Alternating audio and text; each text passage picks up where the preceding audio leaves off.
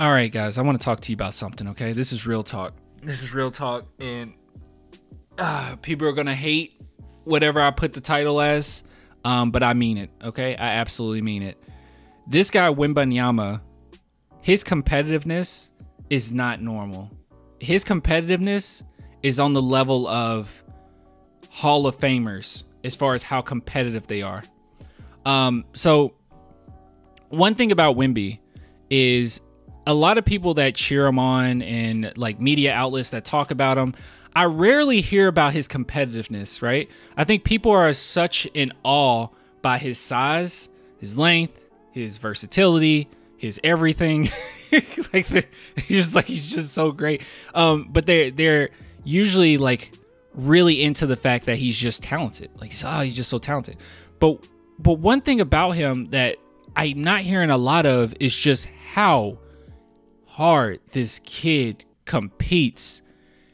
And it's not just like a normal amount of, oh, you know, I'm doing this because I want to be MVP, or I want to be defensive player of the year, or I want to be like, it's not just about the accolades. It's something about him where it's just that nastiness about this dude. It's on the level of Duncan. It's on the level of Jordan. It's on the level of Kobe. It's just, he just got it. Manu had it. It's just there. It's just something in him that's just burning. This dude is ridiculous when it comes to his competitiveness. And one guy that he always reminds me of, and I brought this up so many different times before, to the point where I don't think that I've hammered it home enough, but he definitely reminds me of Kobe. And I brought up the fact that his coach in France has brought this up, but there's many different things that people don't know about when it comes to Wemby. One of which is that he actually looks up to Kobe. So this is at the age of 18. They just kind of talked about this interview they did with him and all that good stuff. But they said here, and you can see this is where they bring up Kobe. There was a picture of Kobe dunking, and it could be seen on Wemby's phone. So they could see that. Hey, whatever, you know, that's not something we want to hyperfixate on. It's like, well, we can make these assumptions. Okay, it's Kobe. Everyone loves Kobe. But what does Wemby have to say about Kobe? Well, this is what he had to say. And you can see it on the court, all right? So this isn't just something where I'm just bringing it out and just saying, hey, he's like Kobe, just to say it. You can definitely see it on the court. So he says, I think about him almost every day since his death. His disappearance shocked me. I admire his spirit, work ethic, and game philosophy. That's all great and dandy. But then he says, following his example every day, I try to push my limits. When I suffer, when I have doubts, I often wonder, what would Kobe have done? And I know I would have done more. He admires Kobe. And this isn't just like I'm imitating Kobe. This is I have the same amount of competitive edge as Kobe. And that's what makes him so freaking scary. So who else has said it? Well, like I said, his coach has also said it. So this was his coach at Metropolitans, and this is what he had to say about Wemby. It's not common to take it's not common to take care of a gifted individual. He is passionate. He's interested in everything. Much like Kobe Bryant, who he is a big fan of, he always wants to understand why he does things. Thus, a different approach is needed. This is a whole nother animal we're dealing with. So I'm blown away. I didn't think that it would be possible to have someone at this size with this amount of talent and not be content where he is. Because a lot of guys that go into sports and go into the NBA, go into basketball, that are this freakishly tall, they got into sports because someone told them they should. They got into sports because, hey, you're tall. Hey, why don't you try out for the team? And then, you know, the rest is history for them. And a lot of guys come to the league and they're content where they are, right?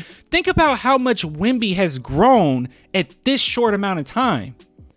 And not only that, he came in already being an elite defender. He could just hang his hat on defense alone. He could just play his whole career just being, I'm just going to be a stretch five, an elite defender, you know, constantly in all team, you know, defenses. I'm just going to do that. I'll be content. I'll make a lot of money and then I'll retire. But he's not like this. He's like Kobe. He doesn't just want the wins. He doesn't just want the accolades. I'm sorry. He wants everything. He wants it all. He doesn't back down from anything. When you hear him in press conferences, he's so honest. He's honest about himself. And guys like that are very valuable. And guys like that are very scary, because people that are this honest about their games and their shortcomings, they're willing to watch a lot of tape and they're willing to get feedback on what they do wrong. You pile that on top of the fact that, or you mix this up with the fact that he has a Hall of Fame coach with him in very important years of his career, in his development. I don't know what the heck we're going to get. I have no idea. In one of these articles, I wasn't going to bring this up, but maybe I should. Let's see. His dad mentioned something, or he mentioned something about caring about a lot of knowledge that he got past. Oh, here it is. Actually, it's right here. Dad gave me the passion for knowing subjects in depth, being a real technician of sports, of whatever I do. This is not going to be fair. I really do mean this when I say this, okay? And I wouldn't just throw this out. And it's not just because he's on San Antonio or he's with the Spurs, okay? If I was watching Wemby, look, I'll say this, okay? I was watching Wemby way before he came to the Spurs, way before we even got the lottery pick. And I was saying this even then, but I'm starting to believe it even more now. This kid legitimately could end up being the greatest player of all time. He could chase Jordan, which is insane. I thought that we would never get a Jordan again. I thought that we would never get a Kobe again. A guy that's just this ultimate competitor, that's not content with where he's at, not content with just the accolades, not content with just, on a winning team, win some games. He wants it all. He wants multiple championships. He wants multiple accolades. He wants everyone to know how great he is. I mean, this 7'5" phenom just entered the freaking skills test for All-Star. Like, I don't know, bro. I don't know. Bro, stop glazing. Oh my God. Okay. How about this? Check this out. Check this out. You won't have to worry about it again. You want to see something? Want to see something cool? Look at this.